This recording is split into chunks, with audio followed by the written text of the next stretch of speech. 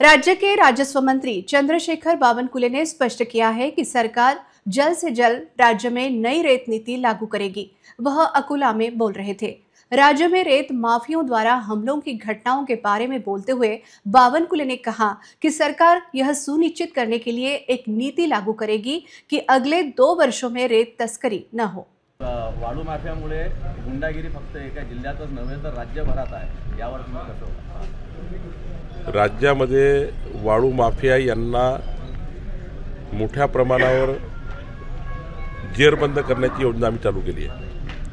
मागच्या 15 दिवसात आपल्याला दिसेल की कलेक्टरला पूर्ण अधिकार देऊन आणि सोबतच आता पोलिसांना अधिकार देऊन आम्ही यावर मोठा हद्दपारीच्या मोका लावणे, हद्दपारी करणे आणि वाळू माफियावर त्या ठिकाणी शिकंजा कसण्याचा प्रयत्न करतोय। पण नुसते वाळू माफियावर शिकंजा करण्या हे तर काम आहेच, पण लोकांना स्वस्त आणि डिमांड एवढी सप्लाय मिळाला पाहिजे। रेतीत मिळाली नाही तर माफिया येणार आहे। रेती कशी लवकरात लवकर मिळेल, सुलभ मिळेल याची वाळू धोरण लवकर येत आहे। चांगलं वाळू धोरण येत आहे, ज्यातनं आपल्याला गावातल्या घरकुलांना गावातच रेती मिळेल, सर्वसामान्य जनतेला कुठलाही त्रास होणार नाही।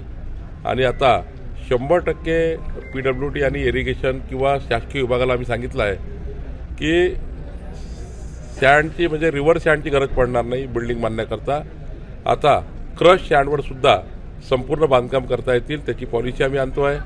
म्हणजे गिट्टीवरनं दगडावरनं तयार झालेली रेती ही आता पूर्ण बांधकामाला वापरता येईल याची पॉलिसी लवकरच आम्ही 8 दिवसात आणतो आहे, ज्यामुळे मोठ्या प्रमाणावर रेती आता लोकांना रिव्हर सँडची गरज पडणार नाही। एम सँड किंवा दगडावरची किंवा गिट्टीवरून तयार केलेली रेती वापरता येईल। हल्ला झाला तर वाळू धोरण येणार आहे आणि हे वाळू धोरण सर्वसामान्य लोकांना रेती मिळणार असं असणार आहे। वाळू माफिया पुढच्या 2 वर्षामध्ये वाळूची तस्करीच करू शकणार नाही, एवढी वाळू आम्ही जनतेला उपलब्ध करून देतो आहे, त्यामुळे माफियाचा प्रश्न येणार नाही।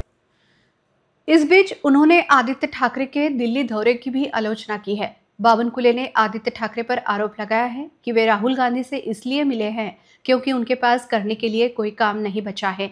उन्होंने ठाकरे की शिवसेना पर टिप्पणी करते हुए कहा कि वह शरद पवार की आलोचना इसलिए कर रहे हैं क्योंकि उन्होंने एकनाथ शिंदे को सम्मान दिया था।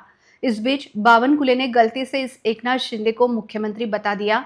उन्होंने कहा कि जब तक फडणवीस मुख्यमंत्री है तब तक महागठबंधन में कोई चिंगारी नहीं उठेगी। त्यांनी म्हटलं की महाराष्ट्रात निवडणूक आयोगाचं सरकार आहे। आता हे अशी चौकडी बनली आहे, अकार्यक्षम नेत्यांचा हा ग्रुप आहे। ज्या नेत्यांना जनतेमध्ये जाऊन काम करता येत नाही ते मशीनवर ठपके ठेवून, आयोगावर ठपके ठेवून आपलं राजकारण चालवण्याचा प्रयत्न करत आहे।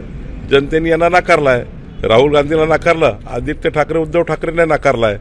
आणि त्यामुळं खरं तर काल शरद पवार साहेबांनी एकनाथ शिंदेजींचा जो सत्कार केला आणि त्या सत्काराचं तुम्ही जर मर्म काढला तर शरद पवारजींनी एकनाथ शिंदेचा सत्कार करणे म्हणजे उद्धव ठाकरे मुख्यमंत्रीपेक्षा एकनाथ शिंदे चांगले मुख्यमंत्री होते याचा अर्थ असा होतो।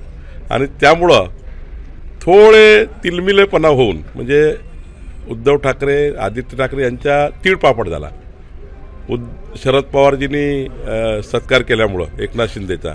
आणि त्यामुळं घाईघाईमध्ये आदित्य ठाकरे राहुल गांधीला भेटायला गेले, त्यामुळं असा तो एक साधारण हा सर्व प्रवास आहे आदित्य ठाकरेंचा आणि राहुल गांधीचा भेटण्याचा। शरद पवारांना भेटते सध्या शरद पवारजींनी एकनाथ शिंदेचा सत्कार केल्यामुळं ते राहुल गांधीला भेटते, शरद पवारजीला कशाला भेटते? उद्या व्हॅलेंटाईन डे आहे, शरद पवारांचा व्हॅलेंटाईन नवीन महायुती असू शकते का? तुम्हाला माहित, मला माहित नाही। उन्होंने इन खबरों का खंडन किया कि एकनाथ शिंदे नाराज है। उन्होंने कहा कि उनकी नाराजगी केवल मीडिया रिपोर्टों में ही दिख रही है। उन्होंने इस सवाल पर कुछ भी कहने से इनकार कर दिया कि क्या शरद पवार का नया व्हॅलेंटाईन महायुति गठबंधन होगा या नहीं। भूमिका सरकारची जी असेल पुढच्या काळात अशी राहू शकते का? नाही, आम्ही याच्यामध्ये कडक कायदे आणतोय, लवकरच कॅबिनेटमध्ये येतोय, आपल्याला कळेल। नगर विकासच्या बैठकीत आज एकनाथ शिंदेनी उपस्थिती नाही दर्शवली, नाराजी काय आहे? काही नाराजी नाही हो, तुम्हालाच कळते नाराजी कुठली का। आम्ही तर कालच रोजच बोलतो एकनाथ शिंदेची, कालही बोललो एकनाथ शिंदेची मी। काही नाराजी नाही आहे, तुम्हाला मीडियांनाच ती दाखवायची आहे, कारण जाणीवपूर्वक दाखवायची आहे। मला तर मीडियाच्याच कधी कधी वाईट वाटतं की तुम्हाला इतकं का पडलं आहे। आमची महायुती एवढी प्रचंड आहे, तुम्हीच त्या ठिकाणी मोठ्या प्रमाणावर वाद चालू आहे, विवाद चालू आहे. रोज आम्ही एकत्र बसतो आहे, रोज चहा पितो आहे, रोजच बसतो आहे, रोजच सोबत बसून निर्णय घेतो आहे. आणि देवेंद्र फडणवीस सारखे कार्यक्षम मुख्यमंत्री या राज्याला असताना प्रचंड महायुतीला मजबूती देणारा नेता आहे. देवेंद्रजी महायुतीला प्रचंड मजबूत करून मुख्यमंत्री पद पुढे नेणार आहे. त्यामुळे महायुतीत कुठेही ठिणगी पडणार नाही जोपर्यंत राज्याचे मुख्यमंत्री देवेंद्र फडणवीस जी आहे.